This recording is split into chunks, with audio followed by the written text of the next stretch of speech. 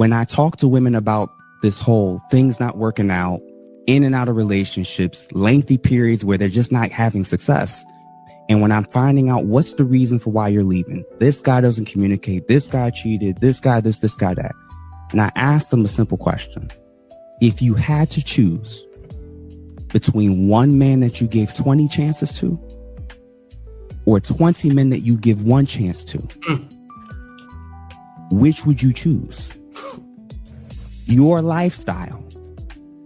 And I'm not saying you, I'm saying women's lifestyles that are single that are off and on and not successful long-term for 10, 15, 20 years is that they're choosing the option B. They keep giving these chances to men that were supposed to be vetted by somebody else other than your emotions. Ooh. That is feminism. Here's the problem with modern marriage from a man's perspective, as far as I'm concerned. Most of the marriages I know, okay, the man provides financially, he protects, right? He, he's also there to be part of the family dynamic, taking care of kids, doing the things that he can do. What does the woman bring? She brings love, affection, a little bit of sweetness at the end of the day, sex. She brings, taking care of kids. Okay, if you get divorced, every single thing on that side of the man equation, he can be compelled to do by the power of the state, and if he fails to do it, they can put him in jail. Nothing on that other side, the female side, is enforceable at law. The court cannot order her to be nice to you, to be a wonderful mother to your children. She can't. They can't force that. So when you have a contract where only one side of it is enforceable with the power of the state and the other side is not, my attitude is, why don't we then just have an honest conversation about what we could both be afraid of and what value we want to attribute. But the court can't. A lot of these men have realized that, unfortunately, for a lot of these modern women, it might seem like opting out is the best choice. Because when you look at how much stress you have to go through, modern women being inconsistent, just those two alone will have you saying, or, kind of reconsidering and saying, well, maybe this is not the journey for me right now. Maybe I need to go build myself up. Maybe I need to focus on myself. Maybe I need to put a little bit more into who I am.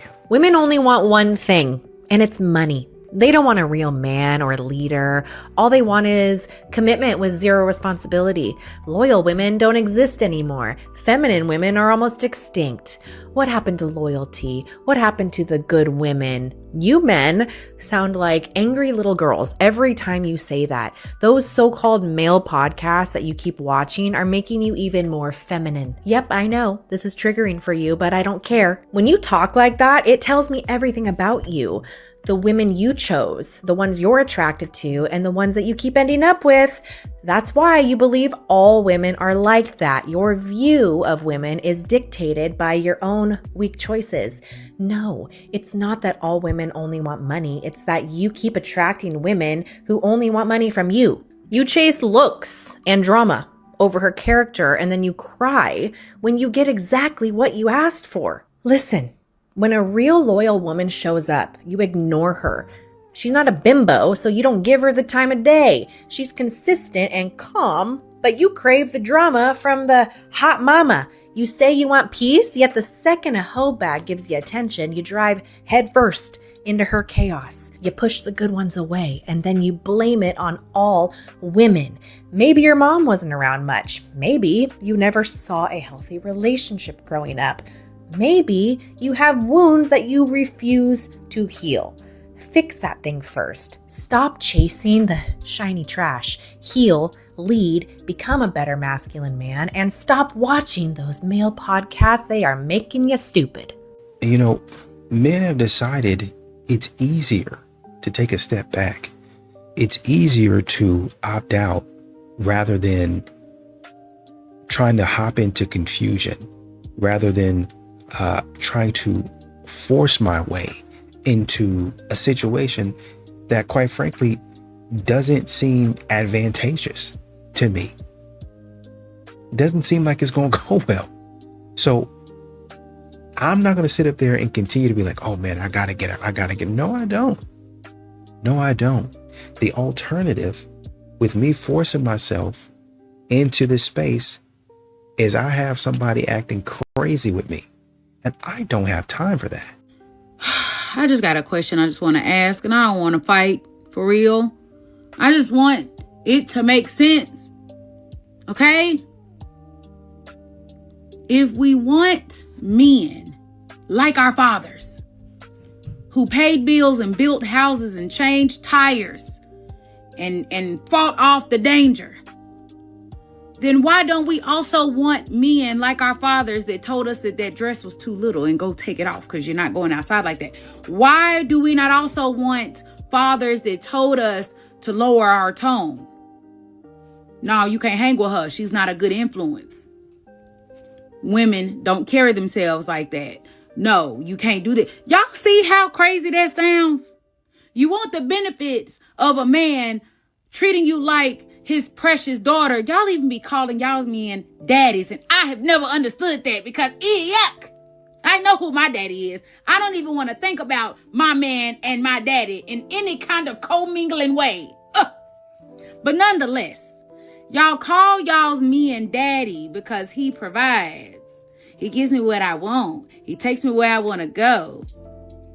But then you get upset when he tells you that he don't want you hanging with old gal because old gal is loose in the streets, or she cheating on her man. And I don't want my wife, my woman, hanging around a woman like that. He can't tell me who to hang with. Baby, I don't think that dress is something you need to wear today. It's my body. I can wear what I want to wear. All the while, you still want that man to do everything like your daddy, but he can't have no say-so like your daddy. But then y'all also don't want to go 50-50 so y'all can be partners. Make it make sense. And a lot of these modern women, they want men to continue to audition for a role that, quite frankly, Chad and Tyrone didn't even have to try out for. Chad and Tyrone, y'all know those actors and actresses, they don't even have to show up to the audition. They already got the part. That's what's happening with a lot of these Chads and Tyrones. They don't even have to audition. You got the part. Sold. He don't put no energy into it, but then you got Chad and Tyrone over here. You just give it up. A man's gonna find out about that. And when he finds out about that, how do you think that's gonna make him feel? Not very good. I said this before, but dating is cooked. And it's not just because you can't even go up to people in real life anymore without it being creepy and weird. It's the dating apps too. They're basically pointless. The dating apps are really validation apps. I would say from a male's perspective, 90% of the girls you meet on a dating app aren't actually looking to date somebody or willing to actually meet you in person eventually. Which is really sad. It's crazy because it feels like everyone's on there for validation and attention, and that's not how it should be. So if you can't come up to somebody in real life and you can't meet anyone on a dating app because nobody wants to be tied down, which is crazy, what are you supposed to do? There's really nothing to do. We're cooked. We need to unite as a people. The 20s, we need to unite. Come on. I don't think that our culture is misogynist. Misogynists exist, but that's not typical. Are you familiar with the women are wonderful bias? Yes, both men and women are more positively predisposed to news stories that complement women's outcomes or say that a woman achieved something than say that a man achieved something. Which doesn't fit at all with the idea that we live in a misogynist culture. I don't think that we hate women. I think, though, the way that women are sort of regarded is as like your mum. You love your mum. You don't want to be her, necessarily. You don't necessarily respect her. The puzzle, basically, as to why women are so consistently regarded in a particular way cross-culturally as being lovable but also a bit lower status, is that women are considered to be kind of adjacent to children. So in the same way that we love children, but we're not going to let them vote, what the human brain does is there's men, there's women, there's children. So women are in a kind of intermediary position. And modern women they're asking, how come good men kind of stop engaging with them, right? But you have to understand that, the kind of man you say you want. So the kind of man, well, I want a man like this, and this. and the man comes up in front of you, and you let the man go, right? And you let Chad and Tyrone play in your face. And then a couple days later, you want the good man to show up and rescue you. You want the good man to be a shoulder to cry on. What? Oh, well, you should allow me to do that in each and every situation. No, I'm a good guy. I'm not a doormat. Women attack men when they're happy. Women attack men when men are happy? Mm-hmm. So wait, why do women do that? Because happiness and power comes together in a man's body, and the power is scary. Happy shows up here. It shows up here, big happy, goes down the arms and high five, smack on the butt, spike the ball. That's a big happy. This is also where you experience power. The power terrifies us, especially if we don't feel connected to you, because we're afraid to use it against us. If we feel connected to you, then we're happy you're happy. If we don't, it's scary. And so we have to diminish the power. So we will attack them when they're happy. They come home, they caught a big fish or whatever it was they did. If it wasn't something that I did that gave you that feeling, then that's a problem. You're more excited to go out with your friends. That's supposed to make you happy. Why do you seem so happy to go on a trip with your friends? You don't seem as happy to go on a trip with me. Yeah. And comment one says, good men probably don't need a matchmaker, and there are a lot of lovely women. This is why I don't charge the guys. Yeah.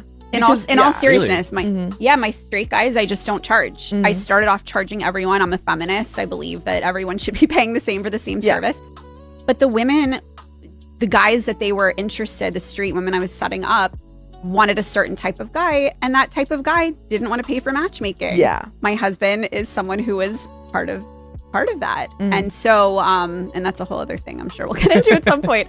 But yeah, I stopped charging straight guys, and I was like, just let me take find like more success in that. Oh, I had that's when all my all the success stories took off, because I was able to get good looking, grounded, successful guys that didn't think they like needed the help, and it wasn't a bruise to their ego to be like, okay, I guess you could set me up if it's not going to cost anything. Yeah. I insist that they treat on the date, they invest in the women invest in the service, and everyone's getting something out of it. I like that. That's great. That's great. Yeah. Like, put your money into your date rather like, I'll help you out. Yeah, that's great. Wow. Absolutely. Yeah. Bumble is laying off 30% of its employees, so that's around 240 people. We might be seeing the end of dating apps, and I think that's a good thing. Dating apps in general have degraded our understanding of dating. The next best person might be a few more swipes away, so you can never really be present. It encourages things like ghosting, breadcrumbing, all of these horribly unhygienic social behaviors that we've come to expect. While some people were obviously able to find connections, I think for a lot of people, it made them feel a little degraded, and I think it also hampered their ability to hit on someone in real life. In real life, there's all these variables and risks that you can't account for, and because we haven't exercised this muscle of being rejected, we're more and more afraid of it, and it's sort of atrophied. People should be way more open to approaching other people in real life, and I think people should be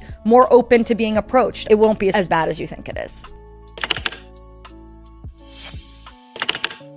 I hope we look back on dating apps and think, what were we doing? We were not in our right minds. And here's a secret that many guys don't know, especially in today's day and age, is that women love nice guys. We may not understand how much we love and appreciate them until we're a little older, and we've gotten that sort of phase out of our systems.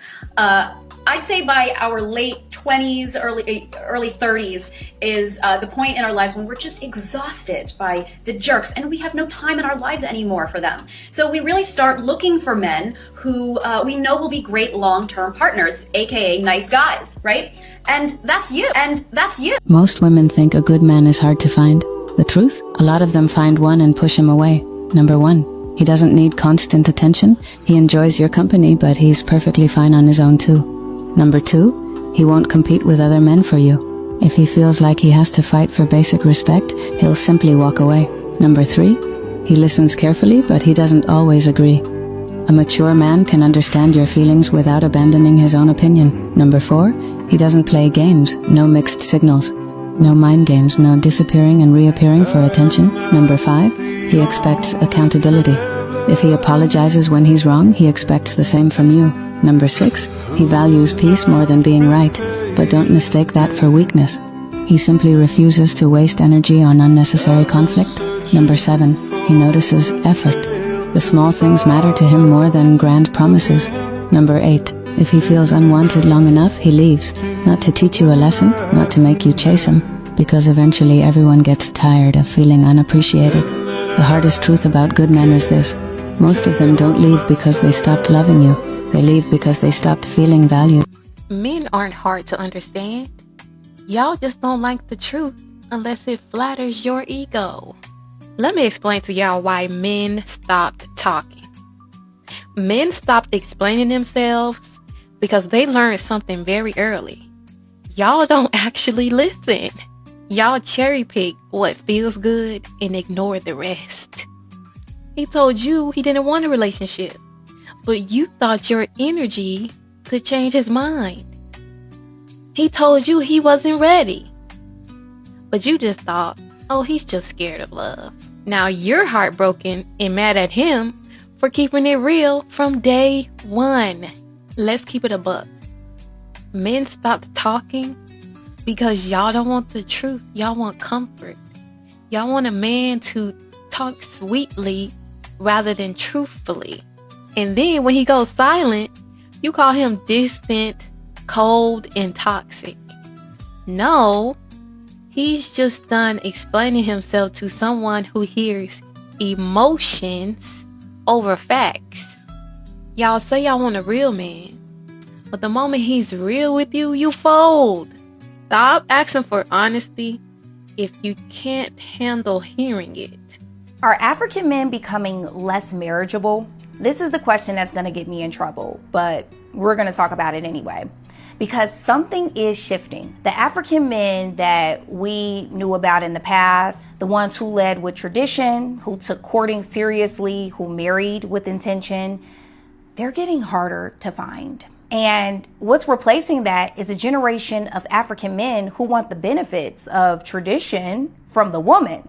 They want loyalty, softness, submission, while living by none of it themselves. No consistency, no direction, no ring, just vibes and potential. Now, I'm not saying all African men, but I am saying the standards are slipping.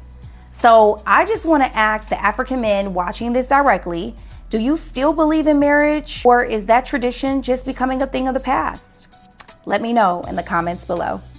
It is still quite a prevalent idea that women in their 30s who are dating are desperate. Like, just after writing the article, I saw the proof, because the top comments on social media were, yeah, but you are hitting your biological clock, and like, yeah, but it is desperate and you are the leftovers. I don't know, I do just notice that even among like very like well-meaning people I know, if I say I'm going on loads of dates, people like just automatically assume that the men I'm meeting are these non-committal players, and I'm kind of desperately trying to tie down one of them.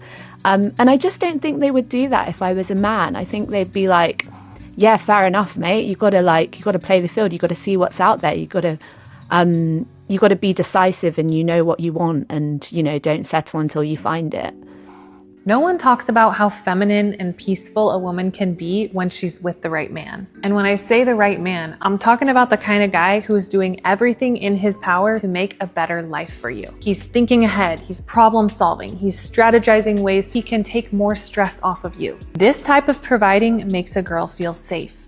And when a woman feels safe, she can finally relax and be herself. Her true natural femininity comes out. She unravels like a flower. When I first got with my husband, I was so used to handling everything on my own, solving my own problems, strategizing my own life, not realizing that this was masculine energy. Most women are conditioned by the world to live like this. And even when there is a good man by our side that wants to take care of us, being in that headspace all the time completely blocks him from doing that. So I had to unlearn some things. I had to change myself, the way that I spoke, the thought patterns that I had. And that opened up space for him to step up and provide that security that I needed. I got out of my head so much, which gave me the capacity to give him what he needed: softness, the warmth, the respect, and the love and heartbeat of the home. My point is, when a man provides security, the woman is relaxed and content and happy in the relationship. Comment below if you agree or disagree. As men, nobody warned us about this, right? When I say protecting your peace is a daily practice, I mean it. You have to learn how to disconnect nonsense from reality. If you don't, you'll find yourself carrying weight you were never meant to hold. These days, I don't deal with other people's drama. I don't get dragged into arguments that have nothing to do with me. I don't play referee for couples. I don't play therapist for people who don't want change. This is how I protect my peace. I'm not getting involved in other people's drama. I'm just not. And if this is something that you find yourself doing, and this book right here will teach you how to stop doing that, how to protect your peace. It is more important than you know. Pick this book up. Grab this book. It's down in the link below. Pick this book up. Protect your peace. Sorry, but I do think that dumping your single friends just because you got into a relationship makes you a terrible person. I posted about how annoying it is when people who are in a relationship constantly bring their partner when their partner wasn't invited. Like your friend, in fact, does want to see you alone from time to time. And I got comments like, an invite for me is an invite for we. And those same people were like, yeah, I stopped being friends with my single friends when I got into a relationship because like, I can't relate to them anymore. You can't relate to someone just because they're not partnered, as if you were never single before. These are the same people that when that relationship eventually ends, which it normally does, by the way, they're like, what happened to all my friends? I don't have any more friends. I have no community. Where'd they go? You fucking isolated yourself on purpose. This is actually your fault. Another common comment I'll get on those videos is, single women just want to keep people single because they're bitter. I was in a 12-year-long relationship where I managed to keep individual friendships outside of my relationship. Now, there were plenty of times that I would have an event or a party or something and everyone's invited, but there were other times where I just want to see my friend one-on-one, because the dynamic one-on-one is completely different from me with my partner. And as much as my friends might like my partner, they are not as close with them as I am. Some of your codependent asses just completely lack the ability to read a room, to be able to use your discernment of when your partner should come and when they shouldn't. And if you persist with bringing your partner where they are not welcome, you are going to lose all your friends. And straight up, if this is your attitude, you deserve to lose all your friends. Next thing you know, Preston Perry blocked me on social media. Why don't you think he's a martyr? And it's like, because I heard what he said. Yeah. Right. And so it's not that I don't appreciate his stances on abortion, on sexuality, on marriage. Yes. But it's also, I hear other things alongside that don't give martyr. Okay, you don't have to regard him as a martyr. Let God be the judge of that. I don't know that man's walk. I don't know his relationship with Jesus. I know that he confessed Jesus Christ in front of the biggest stages that he was on. I know that. I know for a fact, because I worked for Blexit, that Charlie wasn't a racist and that it wasn't about race, and it really like broke my heart to see all these black pastors like mocking him. More so what bothered me was what Preston said, and that was, one of the things that grieved me was seeing so many believers who appreciated Charlie not being able to understand why we might not be as impacted over his death in the same way that you are. and that really upset me, because I'm like, dude, nobody's mad because the black church, as you call it, is not upset about the murder of this man. People are upset because he's being mocked and laughed at because he died. The Bible tells us to study to show ourselves approved and to render righteous judgment. And their take on Charlie Kirk was not rooted in them studying to show themselves approved of what Charlie Kirk taught and stood for. And it wasn't rooted in them rendering proper judgment.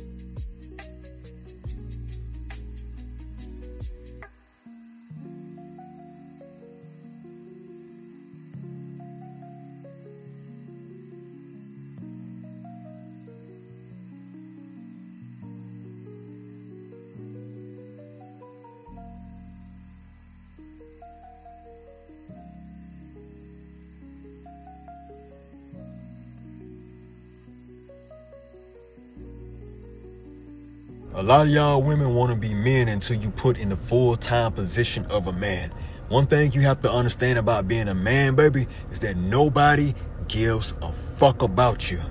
Nobody cares about how you feel. And a lot of y'all women are too goddamn entitled. Y'all are too entitled. Y'all want the world to care about y'all. And ain't nothing wrong with that. But as a man, you don't get that grace. You don't get to be a woman that acts like a man but gets the benefits of being a woman. Hell no. Once you cross over in that threshold and you call yourself a masculine woman and you want to act like a man, baby, you get the benefits of being a man. And the benefits of being a man is you get to work yourself to death and you don't get no credit for shit. You get blamed for everything. Everybody needs you when you're up, and when you're down, don't nobody give a damn about you. That is what it is to be a man. And to be real with you, the good men have it the worst because they get used the fuck up. They get used and disposed of and ridiculed. The best men have the worst baby mamas. Worst baby mamas, man. You know what I mean? They get slutted out and dogged out. And it ain't a thing of, oh, he chose her. Nah. Women are just fucking mean-spirited, dog. Most women are rude as fuck, mean, inconsiderate, and selfish. You find a good thing when you find a woman that is a good person. Not even a good woman, but a good person. A woman who is a genuinely good human being. Most women, especially the beautiful ones, they're horrible. They are absolutely horrible, bro. They are fucking little pretty narcissists. Them women don't be giving a fuck about anything but themselves, dog. They be in competition or secret competition with every other pretty woman just because they're pretty. Crazy shit, bro. Crazy. We stopped slapping bitches, so they forgot that they don't have the strength of a man. Right. Yeah, I think it's good that we stopped slapping bitches. I don't know about that. There's a few bitches I would like to slap. I'm looking at all these women fight men online. I was like, why? That's why. Yeah. Because you stop slapping them, and the female ego is ridiculous. But I mean, these women, like, they literally think what they see in the movies is real. I'm not saying just go around and smack random women. Yeah. I'm saying you start acting like a retard, you want to get in someone's face. All it takes is one smack to realize you're not as strong as a man. When I grew up, I used to see my father hit my mom, and I hated it. So I was like, you know what? I'm never going to do that. And now your wife's out of control. If a man ever asks you, so, how much money do you make? Don't reply. Because a rich masculine man would never ask that question. So let me explain. A man who truly has it all together, who is successful in finance, IT, business, real estate, sustainability, law, tech, he doesn't care how much money you make. He cares about who you are. Your character, your manners, your femininity, your energy, and that's what attracts him, and not your paycheck. And when a man starts asking for details, like how many clients you have, how much you earn this month, what's your business structure, he's not curious, he's calculating. And that usually means one of two things. He's broke or he's stingy. And he's trying to make sure he'll never have to take care of you, or that you will contribute so that he can keep his money safe. Real masculine men love to give. They don't fear being used. They enjoy providing, and it's how they show love. So remember this, a man who asks what you earn is not looking for a woman. He is looking for a roommate. Never answer that question, because the right man doesn't need your income. He values your presence.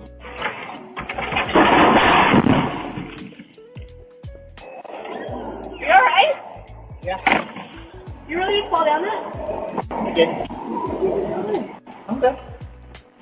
You alright? This is proof that men will literally do anything, include come back from the just so his girl doesn't get the ick. A dude could literally take a right hook to the chest from Mike Tyson and walk it off like nothing happened just to impress his girl. The things men do for women. Why would I stay where it's easy to lay? A lot of the times Why would I stay where it's easy to lay? I just met her and I'm already having for her with no rubber, making a baby in less than a year I know her. Why would I stay where it's easy to lay? You make it too easy to lay for a to stay. Why would I stay here? But what about the dad that left her and made her like that? Made her I ain't got nothing to do with her daddy. Her mama picked him. But that's how it happens, though. No, it's not. When her mom and daddy met, Who got control over that? A lot of times women come from fatherless homes, Charles. Okay. So if you So come they from a didn't father's have that home, love. why are you repeating it then? Because they broken. Okay, you broken, you get broke by this one guy. Why do you do it again? Who's to blame when you keep doing the same thing? The girl. So, It's definitely so why is she trying to put it on the man? It's definitely the girl. Let's just be honest. Oh, it's not. No. Oh, it's not. You're gonna keep doing the same The thing. devil, listen, the devil cannot get in your house without an open invitation. Yo, where you going? Where you going? Where you going? I'm leaving you. You don't treat me right. You always broke. Don't you think I deserve a little bit better? And you know what? You better not call me. You better not text me. 'Cause I'm blocking you as soon as I leave. 'Cause you ain't never gonna be.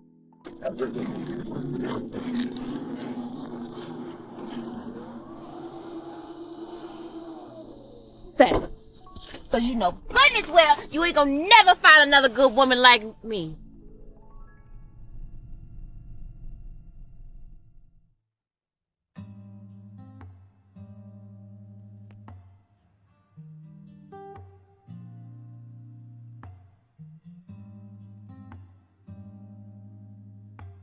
And, you know, modern women continue to say, you know, why is this guy not asking me out?